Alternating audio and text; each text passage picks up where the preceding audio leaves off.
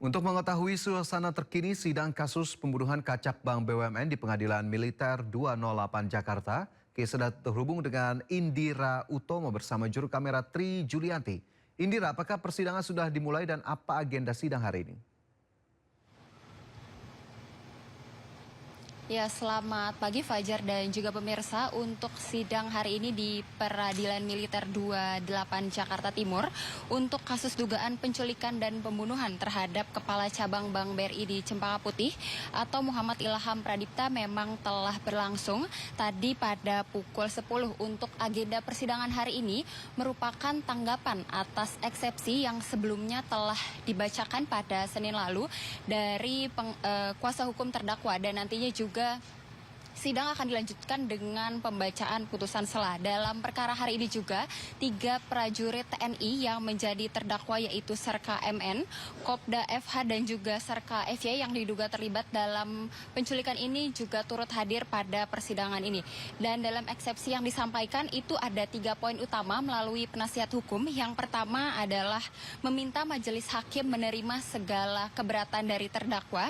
Kemudian yang kedua menyatakan perbedaan peran dan kontribusi sehingga perkara ini lebih tepat jika dilakukan secara terpisah. Dan poin ketiga, penetapan terdakwa ini salah sasaran. Auditor militer tadi juga langsung memberikan tanggapan terhadap eksepsi dari 3 poin ini, dan memang dari auditor militer ini menyatakan bahwa eksepsi yang diajukan ini tidak beralasan hukum, bersifat mengada-ngada dan tidak memenuhi hukum ketentuan acara. Oleh karena itu, segala eksepsi yang diberikan ini ditolak. Dan hingga saat ini sidang masih diskors dan nanti diperkirakan akan dilanjutkan pada pukul 1 untuk pembacaan putusan sela. Sementara itu, Fajar. Baik, terima kasih Indira telah melaporkan langsung dari Pengadilan Militer 208 Jakarta. Selamat bertugas kembali. Pemirsa, Jakarta terus berjuang agar lepas dari masalah sampah, mulai dari sampah rumah tangga hingga sampah organik. Seperti di Cilincing, Jakarta Utara, kulit kerang hijau menumpuk hingga menjadi gunungan tinggi. Hingga kini kota Jakarta masih berjuang agar bisa terbebas dari masalah sampah. Selain sampah rumah tangga dan industri, kali ini muncul masalah baru, yaitu sampah organik. Di pesisir Kalibaru, Cilincing, Jakarta Utara, limbah kulit kerang hijau menggunung bahkan mencapai ketinggian 2,5 meter. Setiap hari sampah kulit kerang hijau terus bertambah seiring aktivitas pengupasan kerang oleh warga dan pengusaha lokal. Kurangnya lahan pembuangan akhir membuat para pengusaha kerang memilih jalan pintas dengan membuang limbah ke laut dan juga tepi pantai. Kayak wisatawan gitu agak terganggu ya, karena kan biasanya bisa menikmati pasir di bibir pantai, sekarang sudah tidak bisa menikmati pasir putih di bibir pantai. Meski disebut-sebut dapat menahan abrasi, namun secara ekologi tumpukan kulit kerang bisa merusak lingkungan laut. Suku Dinas Lingkungan Hidup Kepulauan Seribu mengaku telah berkoordinasi dengan Kementerian Lingkungan Hidup untuk mengatasi masalah ini. Dari Jakarta, Sofyan Firdaus, iNews melaporkan. Pemirsa, kasus pengeroyokan yang melibatkan bocah berusia 16 tahun hingga kini terus bergulir. Pihak keluarga korban yang sempat mendatangi anggota DPR RI terus berharap akan adanya keadilan untuk sang anak.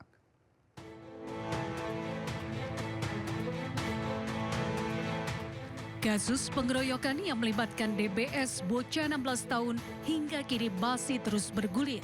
Pengeroyokan terjadi saat korban berusaha menolong Junara, salah satu karyawan orang tuanya, serta melerainya. Namun anaknya dan Junara lah yang justru dijadikan tersangka. Hingga saat ini, sidang terhadap Junara masih terus bergulir dan rencananya sidang putusan akan digelar pada 30 April mendatang. Sementara korban sudah dilakukan pemanggilan pertama untuk pemeriksaan, namun tidak datang lantaran sedang mempersiapkan ujian sekolah. Atas kejadian yang menimpa karyawan dan sang anak, pihak keluarga sempat mendatangi perwakilan anggota DPR RI. Pihak keluarga berharap sebelum adanya putusan, pihak DPR RI dapat membantu mereka untuk mendapatkan keadilan. Datang ke sekolah datang sekolah 4 kali. Polisinya pun 4 orang, 5 orang asal datang sekolah untuk menanyakan anak kita, alasannya untuk melengkapi berkas.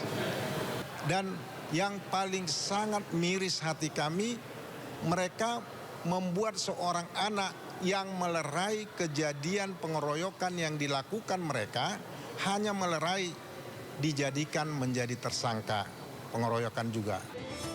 Sebelumnya seorang bocah 16 tahun dilaporkan ke polisi atas kasus pengeroyokan. Dari rekaman kamera pengawas, sang bocah hanya melerai pengeroyokan yang terjadi pada salah satu karyawan toko milik orang tuanya. Pelaku yang berjumlah 4 orang, 2 diantaranya telah ditahan polisi. Korban Junara Alberto Hutahea telah membuat laporan ke Polrestabes Medan pada tanggal 3 November 2024 terkait kasus pengeroyokan. Usai membuat laporan, justru Junara dan DBS yang ditetapkan sebagai tersangka. Dari Medan, Sumatera Utara, Tim Liputan iNews melaporkan. 16 mahasiswa Fakultas Hukum Universitas Indonesia terduga pelaku pelecehan seksual di grup chat terancam sanksi akademis dan pidana. Kasus ini terungkap gara-gara tangkapan layar percakapan grup mereka viral di media sosial.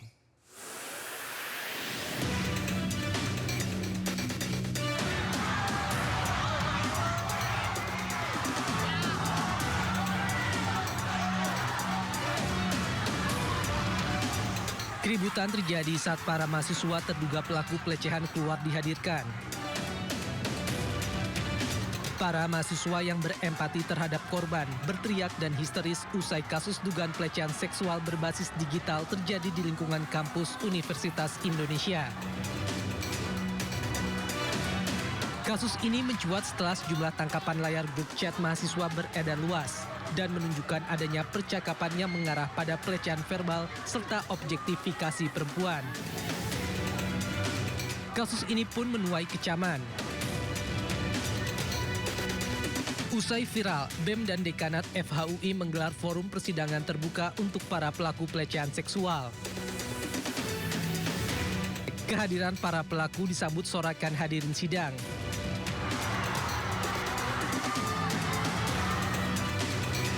Mereka menuntut ke-16 pelaku pelecehan dikeluarkan dari kampus.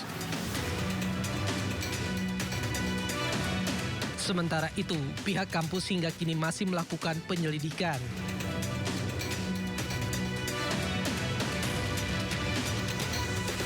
Kita di Rektorat akan memonitor bagaimana penanganan di fakultas. Sama-sama kita monitor ya. Kita lawan kekerasan seksual. Ya. Jika terbukti bersalah, para pelaku akan dikeluarkan dari kampus dan membuka peluang untuk melanjutkan kasus ke polisi.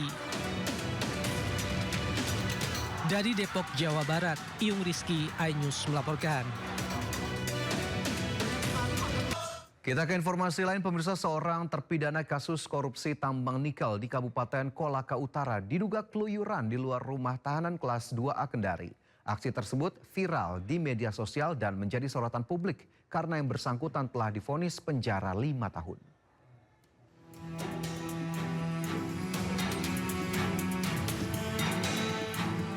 Inilah rekaman saat Supriyadi, mantan Syah Bandar Kolaka yang divonis bersalah dalam kasus tindak pidana korupsi pertambangan nikel di Kabupaten Kolaka Utara berjalan santai di tempat umum.